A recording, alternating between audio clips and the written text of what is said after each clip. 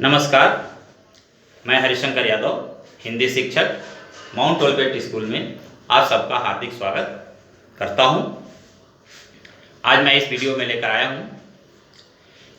हिंदी व्याकरण का बहुत महत्वपूर्ण चैप्टर वाक्य भेद। और आइए हम देखते हैं कि वाक्य भेद क्या होता है, ठीक है, और वाक्य में क्या क्या महत्वपूर्ण बिंदु है। किसी भी चैप्टर को पढ़ने से पहले मैं आपको बताना चाहता हूं कि उसके मुख्य बिंदु को जानना बहुत जरूरी है। जैसे यहाँ है रचना के आधार पर वाक्य के भेद। वाक्य के भेद, तो वाक्य के जो वाक्य क्या है और वाक्य के भेद कैसे किया गया है, इसके बारे में मैं आपको बताने जा रहा हूं। सबसे पहले वाक्य क्या है, मुख्य बिंदु में आते हैं कि वाक्य क्या है। वाक्य क्या है, तो दो या दो से अधिक शब्दों के सार्थक मेल को वाक्य कहते हैं। जब तक सार्थक नहीं होगा तब तक वाक्य नहीं बनेगा। तो दो या दो से अधिक शब्दों के सार्थक समूह को वाक्य कहते हैं। मेल कहिए चाहे समूह कहिए, बात एक ही है। तो दो या दो से अधिक शब्दों के सार्थक समूह को वाक्य कहते हैं। यानी दो या दो से अधिक शब्द को जब हम मिलाते हैं, एक समूह बनाते हैं, उसका एक सार्थक अर्थ निकलता है, उसका एक पार्टिकुलर अर्थ निकलता है, उसे हम वाक्य कहते हैं। अब वाक्य में क्या क्या वाक्य के घटक होते हैं, सबसे पहले तो ये ध्यान रखना होता है। तो वाक्य के घटक, वाक्य में दो मुख्य रूप से घटक होते हैं जिसके बिना वाक्य अधूरी होती है। जैसे कर्ता और क्रिया। कर्ता और क्रिया वाक्य का सबसे महत्वपूर्ण घटक होता है। जिस वाक्य में कर्ता और क्रिया न हो उस वाक्य का कोई अस्तित्व नहीं रहता है। तो कर्ता के घटक क्या है, वाक्य के क्या घटक है, कर्ता और क्रिया। अब हमें देखना है कर्ता क्या होता है और क्रिया क्या होता है, ठीक है। तो कर्ता यानी कार्य को करने वाले को कर्ता कहा जाता है। यानी जिस कर्ता जिस कार्य को करता है, ठीक है। तो कर्ता का मतलब क्या होता है, डूअर ऑफ द वर्क, यानी कार्य को करने वाला। कार्य को करने वाले को क्या कहते हैं, कर्ता कहते हैं। अर्थात जो कार्य को करता है उसे कर्ता कहते हैं, ठीक है। और क्रिया किसे कहते हैं, जिस शब्द से किसी कार्य के होने या करने का बोध होता है उसे क्रिया कहते हैं। जिस शब्द से किसी कार्य के करने या होने का बोध होता है उसे हम क्रिया कहते हैं। जैसे राम स्कूल जाता है, तो राम स्कूल जाता है तो उसमें कौन सा क्रिया हो रही है, जाने की क्रिया हो रही है। तो यहां पर क्रिया क्या हो गया, जाना, जाता है। और कर्ता क्या हो गया, कौन जाता है, राम। तो कर्ता ने कर्म को, ठीक है। तो अब हमें यह ध्यान रखना है कि कर्ता क्या है, यानी जो कार्य को वाक्य में जो कार्य को करता है उसे कर्ता कहते हैं। और जिस शब्द से किसी क्रिया के होने का बोध होता है या करने का बोध होता है उसे हम क्रिया कहते हैं। एक चीज क्लियर हो गया, कर्ता क्या है और क्रिया क्या है। उसके बाद हम चलते हैं वाक्य के अंग की ओर। वाक्य के क्या अंग होते हैं, वाक्य के मुख्य रूप से दो अंग होते हैं, उद्देश्य और विधेय। उद्देश्य एक प्रकार का कर्ता ही होता है, ठीक है, लेकिन हर कंडीशन में हम उद्देश्य को कर्ता नहीं कर सकते। उद्देश्य क्या है और विधेय क्या है। तो वाक्य में जिसके बारे में कहा जाता है उसे उद्देश्य कहते हैं। वाक्य में जिसके बारे में कहा जाता है उसे उद्देश्य कहते हैं। जैसे राम स्कूल जाता है तो किसके बारे में कहा जा रहा है, राम के बारे में कहा जा रहा है। तो राम क्या हो गया, यहां पर उद्देश्य हो गया। और विधेय, वाक्य में उद्देश्य के बारे में जो कुछ कहा जाता है, वाक्य में उद्देश्य के बारे में जो कुछ कहा जाता है उसे विधेय कहते हैं। तो अब राम स्कूल जाता है तो राम तो उद्देश्य हो गया, जाता है विधेय हो गया, ठीक है। अब उद्देश्य और विधेय के बारे में क्लियर हो गया। और जैसे हम एक उदाहरण लेते हैं, भावना पौधों में पानी डाल रही है। तो पानी में, पौधों में पानी कौन डाल रहा है, तो भावना डाल रही है। तो भावना उद्देश्य हो गया, पौधों में पानी डाल रही है ये विधेय हो गया। तो वाक्य भेद के लिए सबसे पहले ये समझना है कि वाक्य क्या है, वाक्य के कितने घटक होते हैं, वाक्य के कितने अंग होते हैं, ये सब के बारे में आपको जानकारी होना सबसे पहले जरूरी है।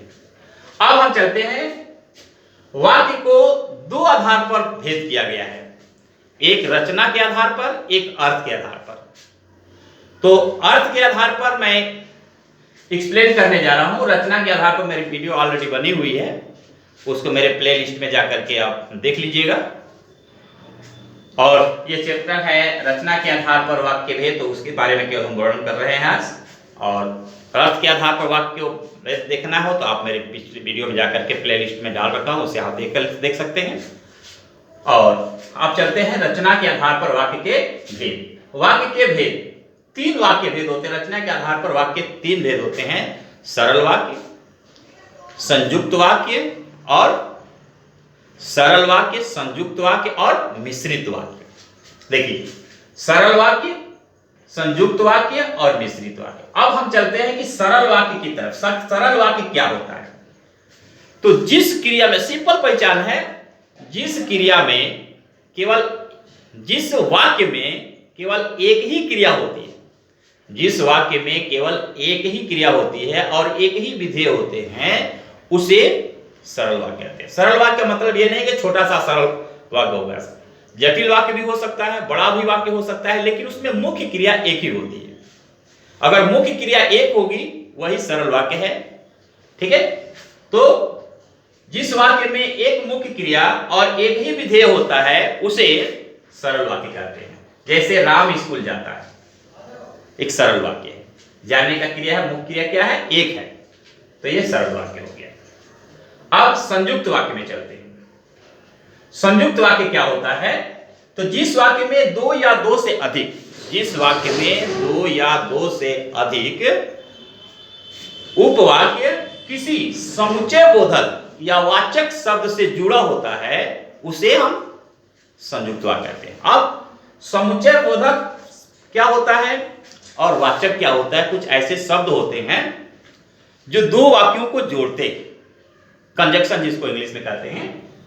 जैसे आप जहां कहीं भी देखेंगे तो कुछ आपको पॉइंट मिलेगा कि जैसे इसलिए से और परंतु, लेकिन, ये सब कुछ समुच्चय बोधक वाक्य वाचक शब्द है जिसके द्वारा वाक्य को जोड़ा जाता है। और इसलिए, परंतु, लेकिन, इस टाइप के कोई भी जोड़ने वाला शब्द अगर आपके सामने दो वाक्य में जुड़ रहा है तो सीधा कह दीजिए कि वो क्या है? संयुक्त वाक्य है।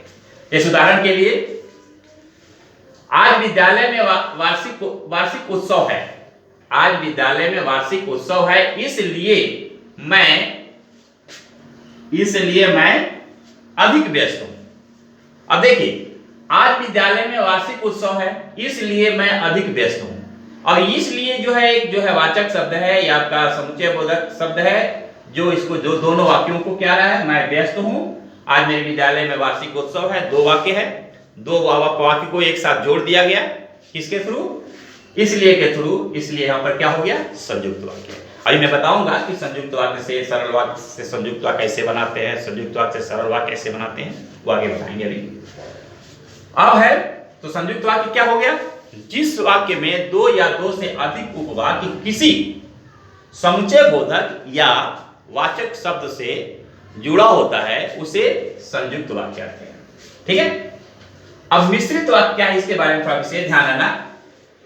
जिस वाक्य में एक क्रिया दूसरी क्रिया पर निर्भर होती है, जिस वाक्य में एक क्रिया दूसरी क्रिया पर निर्भर होती है उसे हम मिश्रित वाक्य कहते हैं।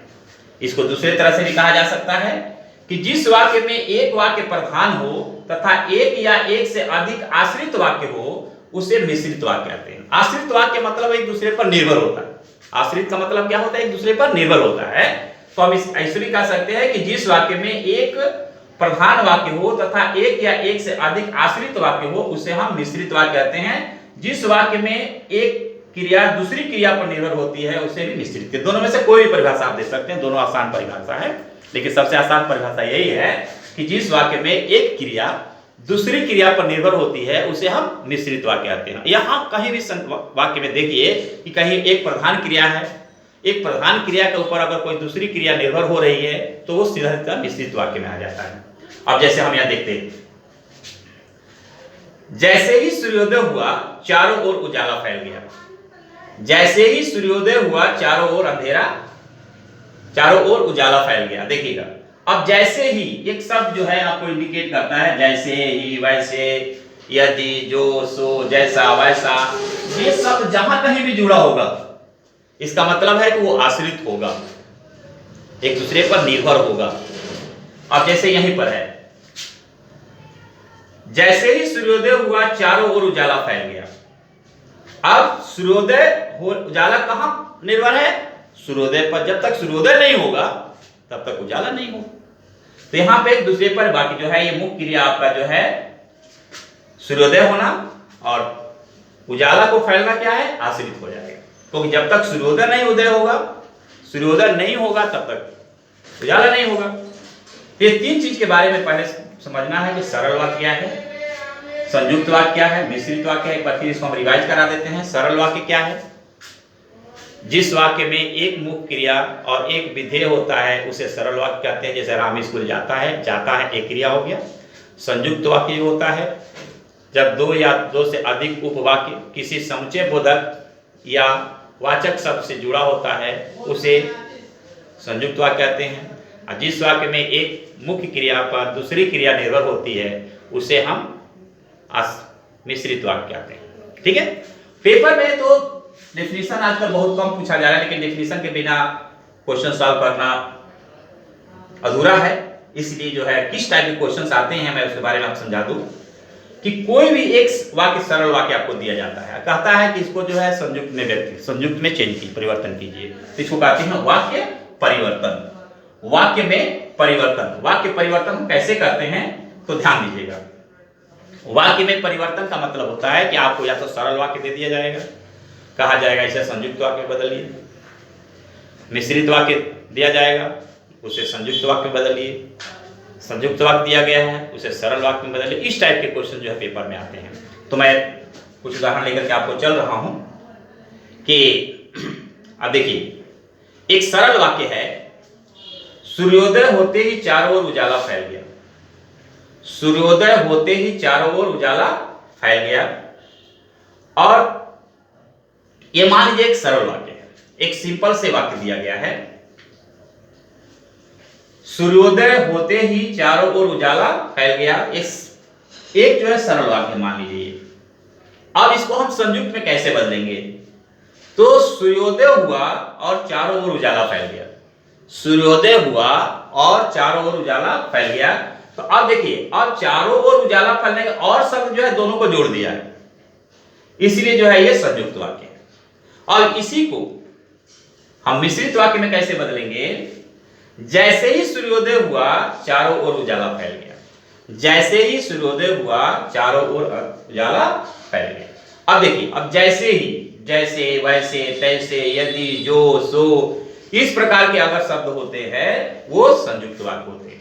एक दूसरा उदाहरण हम लेकर और चलते हैं, ध्यान दीजिएगा कि उद्देश्य को विधेय में कैसे चेंज करते हैं। ठीक है। एक दूसरा उदाहरण आपको लेके चल रहे हैं। रात होते ही तारे चमकने लगे। रात होते ही तारे चमकने लगे, ये आपका एक सरल वाक्य है। ठीक है। अब उसको संयुक्त में कैसे बदलेंगे? रात हुई और तारे चमकने लगे और शब्द जुड़ गया तो यह है संयुक्त वाक्य में बदल गया। यही बात को हम मिश्रित वाक्य में कैसे कहेंगे? जैसे ही रात हुई तारे चमकने लगे। जैसे ही रात हुई तारे चमकने लगे। तो इस प्रकार से मैं आपको बता दिया कि ये पूरा का पूरा मैं आपको रिवाइज करा दिया। और आप लोग भी इसको बारी बारी करके, अगर एक बार में नहीं समझ में आता है तो दो बार वीडियो खोल लीजिए, 3 बार देखिए, 4 बार देखिए। और जब तक वो क्लियर नहीं होता तब तक वीडियो को आप देखते रहिए, तो ऑटोमेटिक जो है इसका आपको एक एक चीज आपको ध्यान में आ जाएगा। तो एक बार फिर से हम रिकॉल कर लेते हैं कि जैसे रचना के आधार पर वाक्य कितने भेद होते हैं, तो रचना के आधार पर वाक्य 3 भेद होते हैं, सरल वाक्य, संयुक्त वाक्य, मिश्रित वाक्य। अगर याद रहेगा तो डेफिनेशन के साथ सब कुछ मेंशन किया गया, सब कुछ मैंने आपको बताया हूँ। उद्देश्य घटक ध्यान रखना कि वाक्य के क्या घटक होते हैं। तो वाक्य के घटक जो कर्ता और क्रिया होता है, अंग जो होता है उद्देश्य और विधेय होता है, सबके परिभाषा में एक एक चीज़ का इजी तरीके से मैंने आपको दे दिया हूँ, उसको अच्छी तरह से आप देख लीजिएगा। मुझे उम्मीद है कि आपको सब कुछ समझ में आ गया होगा। यदि नहीं भी आया होगा थोड़ा बहुत तो उसको आप वीडियो को बार बार देख लीजिए, आपको समझ में आ जाएगा। ठीक है, अंत में मैं आपसे एक रिक्वेस्ट करता हूँ कि आप मेरे वीडियो को लाइक कीजिए, सब्सक्राइब कीजिए और अपने शेयरों में, भाइयों में, मित्रों में शेयर कीजिए और मेरा सहयोग कर दीजिए। ठीक है, और फिर मिलेंगे अगली वीडियो में नए टॉपिक के साथ। तब तक के लिए नमस्कार, जय हिंद, जय भारत।